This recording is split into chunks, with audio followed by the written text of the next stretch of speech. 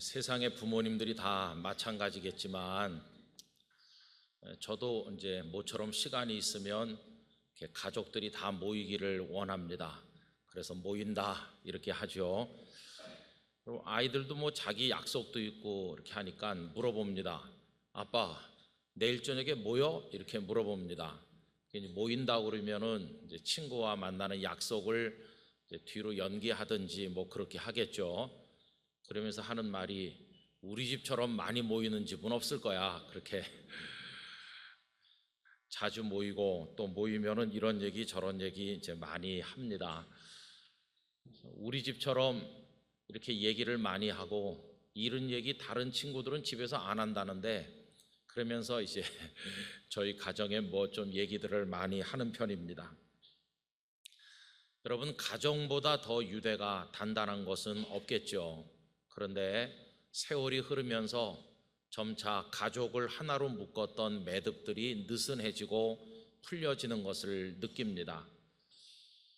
불같은 연애를 하면서 없으면 못 살 것 같아서 결혼했던 부부들도 세월이 흐르는 동안에 권태가 쌓이면서 그 사랑은 어디로 갔는지 다 식어버리고 그저 한 집에 같이 사는 사람 그 이상도 이하도 아닌 경우가 되는 것을 종종 봅니다. 또 그런가 하면 끝나기가 무섭게 집으로 달려오던 자녀들도 이제 공부하기 위해서 혹은 취업 때문에 혹은 결혼을 해서 이제 부모들 곁을 멀리 떠나는 일을 하게 됩니다. 여러분, 사람이 한평생을 사는 동안에 가장 큰 허물을 느끼고 충격을 받는 것은 사랑하는 가족들이 멀리 떠날 때라고 합니다. 특별히 포스트 모더니즘 시대의 특징 중에 하나는 이제 다 해체되는 겁니다. 이제 가운데로 끌어모으는 이 구심력보다 멀리 떨어져 나가게 만드는 원심력이 훨씬 강한 시대에 우리가 살고 있습니다. 그러다 보니까 가정 안에도 서로 이렇게 의견이 안 맞기도 하다가 그 다음엔 떠나기도 하고 멀어지기도 하는 서로 분산되는 그런 일들이 많이 벌어지고 있습니다. 여러분, 요즘에 우리 사회에는 혼자서 밥 먹고 혼자 사는 사람들이 얼마나 많이 있습니까? 학업 때문에, 취업 때문에, 결혼 때문에 이 몸이 멀리 떠나는 것은 뭐 어쩔 수 없는 일이라 하더라도 그로 인해서 마음도 멀어지고 가족 간의 정마저 끊어진다고 한다면 이건 정말 마음이 아프고 슬픈 일이 아닐 수가 없습니다. 1937년에 만들어진 Make Way for Tomorrow라고 하는 영화가 있습니다. 내일을 위해 길을 연다, 뭐 내일을 위한 길, 그런 영화죠. 바크와 루시라고 하는 노 부부가 주인공으로 등장하는데 자식을 5명 낳아서 잘 키워서 세상으로 다 내보냈습니다. 그런데 이분들의 경제 사정이 어려워지면서 살던 집이 은행에 넘어가게 되어서 자녀들을 불러 모아 사정을 이야기를 했는데 모두가 다 어렵다는 핑계만 댈 뿐 부모를 위해 선뜻 나서는 자녀가 없습니다. 결국은 아버지는 딸네 집으로 가고 어머니는 큰아들 집으로 가면서 이 부부가 난생 처음으로 떨어지게 되는 비극을 맞이합니다. 어머니는 아들 집에 가서 집만 대고 잘 적응을 못하다 보니까 아들 부부는 자기들 둘이 몰래 어머니를 양로원에 보내는 일을 의논하게 됩니다. 그런데 어머니는 그 모든 일의 진행을 눈치를 챘고 아들이 무척 난처해 한다는 것을 알게 됩니다. 그래서 아들이 그 말을 선뜻 꺼내지 못해 망설이는 걸 알았기 때문에 어머니가 먼저 얘기합니다. 얘야, 나는 이 집이 좀 불편한 것 같구나. 들어보니 양로원이 참 좋다던데 내가 양로원에 가면 안 될까? 눈물겨운 어머니의 자식을 향한 마지막 배려요 사랑입니다. 그러면서 어쩔 줄 몰라 하는 아들에게로 다가선 어머니가 귀에다 대고 말합니다. 내가 너에게 비밀을 하나 말해주려고 하는데 5명의 자식 중에 내가 너를 제일 사랑했단다. 이렇게 말하니까 그 아들이 뭐라고 할 수가 없어서 어머니를 확 부둥켜 안습니다. 그러면서 어머니는 내가 양로원에 가게 되었다는 것을 네 아버지에게 절대 말하면 안 된다. 끝까지 비밀을 지켜다오. 이렇게 합니다. 그런데 그 아버지는 아버지대로 딸네 집에 갔는데 딸의 가정에 방이 모자라서 이 아버지는 거실 소파에서 쪼그리고 주무십니다. 그러다가 심한 독감에 걸려서 고생하게 되고 의사는 이곳에 있으면 안 되니까 기후가 따뜻한 남쪽으로 옮겨야 된다고 충고를 하게 됩니다. 그래서 아버지는 남쪽으로 옮기기로 결정을 하고 떠날 날이 다가오게 됩니다. 이제 그렇게 옮기고 나면 이 부부가 세상에서 다시 만날 수 있을는지 알 수 없는 지경인데, 어머니는 아들에게 내 아버지 떠나기 전에 우리 둘이 작별 인사를 할 시간을 달라 이렇게 하고 결국 작은 아들 집에 다 모여서 식사를 하고 아버지가 떠나기로 약속을 합니다. 그리고 이 부부는 그 5시간 전에 뉴욕 시내에 팔짱을 끼고 걸어 다니면서 마지막 데이트를 즐깁니다. 시간이 빠르게 지나죠. 그리고 두 사람은 자신들이 50년 전 신혼여행 왔을 때 묵었던 호텔을 찾아가서 호텔에서 달콤한 시간을 보내게 됩니다. 여보, 옛날엔 여기가 이렇지 않았는데 다 변했네. 호텔이 구조를 조정하고 변경을 하고 수리를 해서 옛날 호텔 모양이 아닙니다. 그래도 거기 일하는 사람들이 50년 전에 신혼여행 왔었던 손님이라고 하니까 극진히 환대하고 음료수를 대접해 줍니다. 부부는 앉아서 음악을 듣기도 하고 옛날에 신혼여행 왔을 때 생각을 하면서 달콤한 추억을 회상을 하는데 벌써 5시간이 앉아 얘기하다 보니까 다 지났습니다. 이제는 자녀들이 기다리는 곳에 가서 어쩌면 세상에서 마지막 가족 식사가 될 그 식사에 참여를 해야 되는데 이 부부는 결국 자녀들이 기다리는 집으로 가지 않기로 결심합니다. 그리고 두 사람만의 시간을 조금이라도 더 보내기로 합니다. 부모로부터 마음이 벌써 떠난 지 오래인 그 자식들과 식사 한 그릇을 더 하는 게 이 부부에게는 이미 아무 의미가 없는 일이 되었기 때문입니다. 우리 둘이 조금 더 같이 있지, 이렇게 하고는 얼마 후에 시간이 되었을 때 기차역으로 바로 가게 되고 그 남편이 기차에 오르게 되는 시간이 다가왔을 때 그 플랫폼에서 두 사람이 어쩌면 마지막일지도 모르는 깊은 포옹을 합니다. 남편이 더듬거리면서 말합니다. 어쩌면 세상에서 당신을 다시는 못 볼지 모르기 때문에 하는 말인데 나 당신 만나서 너무 좋았어. 아내가 말합니다. 지난 50년 동안 당신의 아내라는 것 때문에 나 정말 자랑스럽고 행복했어요. 여보, 늦겠어요. 어서 타요. 남편이 주춤거리며 기차에 올라 창가에 앉고 아내는 플랫폼에 서서 유리창을 사이에 두고 마치 생리별을 하듯이 부부가 헤어지는 장면에서 정말 눈물 없이 보기 어려운 그런 대목에서 너무나 많은 걸 느낍니다. 그 시간에 자녀들은 집에서 부모를 기다리다가 부모가 오지 않으니까 자기들끼리 앉아서 얘기합니다. 우리는 진짜 나쁜 자식들이야.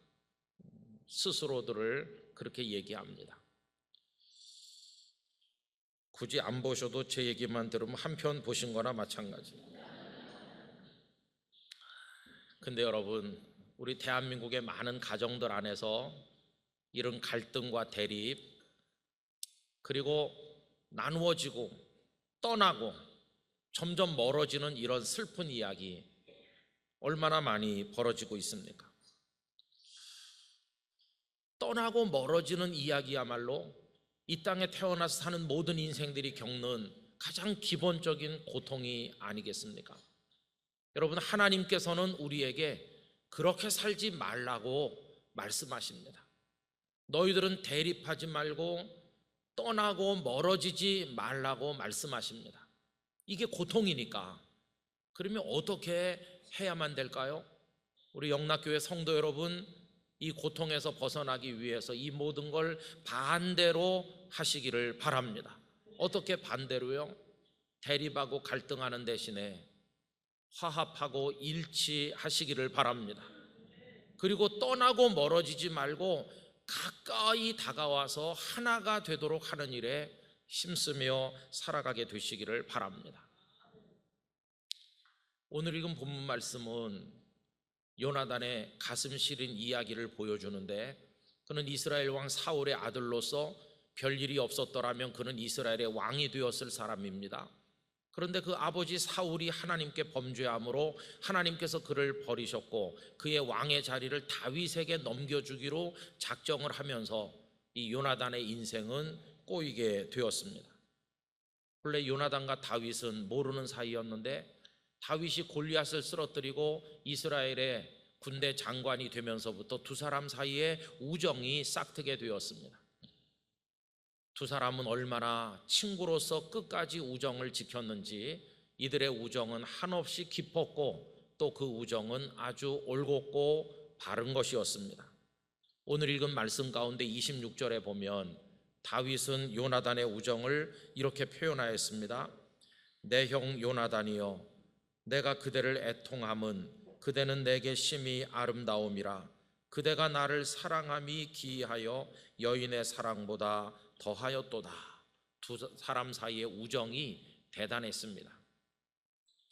그런데 얼마 후부터 요나단은 극심한 고통에 빠지게 되었는데 그것은 아버지 사울이 친구 다윗을 정적으로 여겨서 죽이기로 결심하면서 아버지와 친구 사이에 끼이게 된 것입니다. 아버지를 택하자니 친구를 버려야 하고 친구 편을 들자니 아버지를 떠나야 하는, 이럴 수도 저럴 수도 없는 곤란한 지경에 이 요나단이 끼게 되었습니다. 아버지를 떠날 것인가 아니면 친구를 배신하고 떠날 것인가, 요나단으로서는 결정하기 참 어려운 상황에 처하게 되었습니다. 그런데 여러분, 성경은 어떤 아름다운 이야기를 보여줍니까? 이 요나단은 그 누구도 떠나지 않았다는 것을 우리에게 보여줍니다. 그는 친구 다윗을 배신하지도 않았고 떠나지도 않았습니다.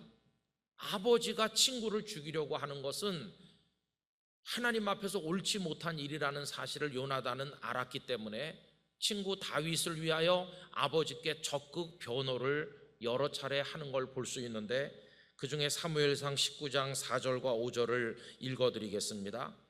요나단이 그의 아버지 사울에게 다윗을 칭찬하여 이르되 원하건대 왕은 신하 다윗에게 범죄하지 마옵소서.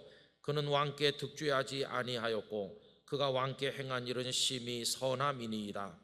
그가 자기 생명을 아끼지 아니하고 블레셋 사람을 죽였고 여호와께서는 온 이스라엘을 위하여 큰 구원을 이루셨으므로 왕이 이를 보고 기뻐하셨거늘 어찌 까닭 없이 다윗을 죽여 무죄한 피를 흘려 범죄하려 하시나이까. 아버지에게 충언을 아끼지 않았습니다. 그런데 결국은 사울이 다윗을 죽이기로 마지막 결심을 했고 심지어 다윗을 변호하는 아들 요나단에게까지 창을 던지는 그런 일이 있고 난 이후에 요나단은 다윗을 무사히 피신시키기로 결심을 합니다. 그래서 사무엘상 20장 42절 요나단이 다윗에게 이르되 평안히 가라. 우리 두 사람이 여호와의 이름으로 맹세하여 이르기를 여호와께서 영원히 나와 너 사이에 계시고 내 자손과 네 자손 사이에 계시리라 하였느니라 하니 다윗은 일어나 떠나고 요나단은 성읍으로 들어가니라. 친구를 아버지의 손에 죽지 아니하도록 무사히 도피할 수 있도록 도와주는 이 요나단의 모습을 볼 수 있습니다. 그는 다윗을 배신하지 않았습니다. 다윗의 마음을 그는 끝까지 가슴에 품었고 그의 마음 역시 다윗이 끝까지 품음으로 이 두 사람의 우정의 관계가 얼마나 아름다운지 모릅니다. 여러분, 그는 친구 곁에 끝까지 마음으로 머물러 있었다고 할 수가 있겠습니다. 그리고 요나단은 아버지 사울을 떠나지도 않았습니다. 여러분, 아버지에게 충언을 아끼지 않았고 그 곁에서 열심히 아버지를 돕다가 블레셋과 이스라엘 사이에 전면전이 벌어졌을 때 그는 아버지 곁에서 끝까지 함께 싸웁니다. 그 전투의 현장이 길보아 산이라는 곳인데 그는 마지막까지 아버지 곁에서 싸웁니다. 그러다가 아버지와 함께 장렬하게 전사함으로써 아버지를 떠나지 않은 아들로서의 마지막 효성을 다한 것을 볼 수가 있겠습니다. 이 두 사람이 함께 싸우다가 함께 죽은 소식이 다윗의 귀에 전달되었을 때 다윗은 너무 비통해서 옷을 찢으면서 이 두 사람을 위해 슬픔의 노래를 지었는데 그게 오늘 우리가 읽은 본문의 말씀인 것입니다. 그 중에 23절에 보면 다윗은 이렇게 슬픔의 노래를 부릅니다. 사울과 요나단이 생전에 사랑스럽고 아름다운 자이러니 죽을 때에도 서로 떠나지 아니하였도다. 오늘 2부 예배 참여하신 우리 학생들과 성도 여러분, 하나님께서 오늘 우리에게 주시는 말씀의 요지는 이겁니다. 다 나누어지고 떠나고 멀어지는 세상에 살지만 너희들은 절대로 서로 떠나지 말고 살라. 우리에게 이렇게 말씀을 하시는 것입니다. 여러분, 요나단은 친구를 떠나지도 않았고 아버지를 떠나지도 않는 사랑을 베풀었습니다. 그걸 위해서 그가 어떤 희생을 했습니까? 친구를 배신하지 않기 위해 그는 자신의 왕좌를 기꺼이 포기하였고 아버지를 아들로서 배신하지 않기 위해서 자신의 생명을 내놓고 아버지 곁에서 함께 전사하였습니다. 자기를 내주는 사랑, 자기를 죽이는 사랑, 그걸 통해서 요나단은 기꺼이 친구에 대해서도 아버지에 대해서도 모든 걸 내어줌으로 떠나지 않는 사랑이 어떤 것인가, 그걸 우리들에게 보여준 것입니다. 우리 학생들 그리고 성도 여러분, 아십니까? 오늘 우리가 이만한 평안 가운데 이만한 건강을 가지고 이 자리에 앉아서 함께 하나님을 예배할 수 있는 것은 우리가 알던 모르던 우리를 위해서 자기를 죽음에까지 내어주는 희생적인 사랑을 하신 분들이 있기 때문에 오늘 우리가 이 자리에 있게 된 줄로 믿습니다. 희생적이고 헌신적인 사랑을 베푸신 분들이 얼마나 많이 있습니까? 이중표 목사님께서 이런 얘기하는 걸 제가 여러 번 들었습니다. 당신께서 설악산에 등산을 갔는데 아름드리 큰 나무가 벼락을 맞아서 쓰러져 죽은 모습을 보게 되었다고 합니다. 그리고 울었다고 합니다. 왜 울었느냐 하면 저 아름드리 나무가 벼락을 맞아 쓰러져 죽음으로 그 밑둥에서 작은 생명들이, 작은 나무들이 다 자랄 수가 있구나, 저 나무는 자기가 죽어서 다른 나무들을 살게 해놓구나, 이렇게 생각하니까 예수님이 생각났다는 것입니다. 예수님께서 십자가 위에서 죽으심으로 그 십자가의 밑둥에서 그 생명을 받은 우리들이 다 살게 되는구나 생각하니까 눈물이 났노라고 여러 차례 말씀을 하셨습니다. 주님께서 죽으셨기 때문입니다. 하나님께서는 다 멀어지고 떠나는 세상에 정반대로 하늘 보좌를 떠나서 사람 몸을 입고 이 땅에 우리에게 가까이 오심으로써 정반대의 사랑을 보여주셨고 마지막엔 십자가 위에서 죽으심으로 우리를 다 살아서 일어나게 만드셨습니다. 이 하나님의 가까이 다가오시고 자신을 내어주시는 사랑을 가장 많이 닮으신 분은 우리들의 부모님이십니다. 부모님들께서는 늘 자녀 곁으로 오시고 당신의 모든 걸 다 내어주시고 자식을 위해 자신의 꿈을 죽이고 자신의 편안한 삶을 죽이고 다 죽여서 자식을 위해 내어주신 분이 우리들의 부모님 아니십니까? 여러분, 이제 우리는 어떻게 하면 될까요? 그런 사랑을 받아서 오늘 여기까지 이른 것이라면 우리 영락의 성도들은 우리도 이제부터는 가까이 다가서는 사랑을 할 수 있어야만 되겠습니다. 여러분, 첫째는 하나님 아버지께 가까이 가시기를 바랍니다. 절대로 하나님으로부터 멀어지시지 않기를 원합니다. 날마다 하나님께 가까이 나가셔서 하나님을 높이시게 되기를 바랍니다.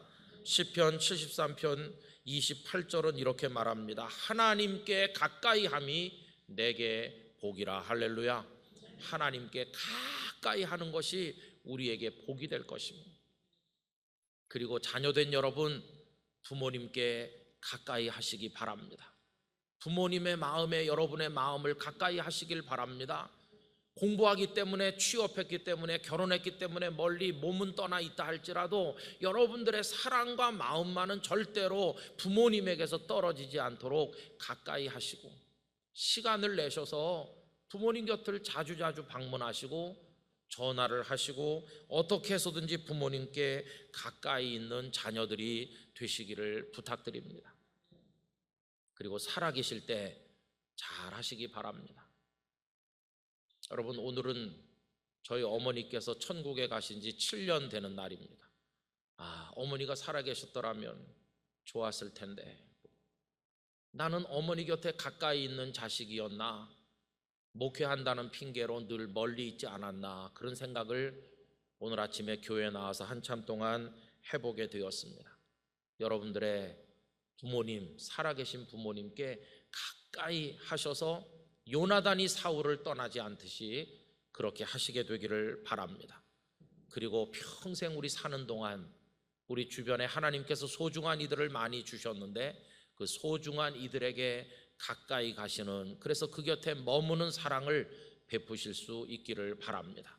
그렇게 한다면 우리는 하나님 앞에서 아름다운 삶을 살게 될 것이고, 여러분들의 인생은 거룩한 사랑으로 인하여 복되게 아름답게 채워질 줄로 믿습니다. 그런 삶이 우리 모두에게 있기를 주님의 이름으로 기원합니다.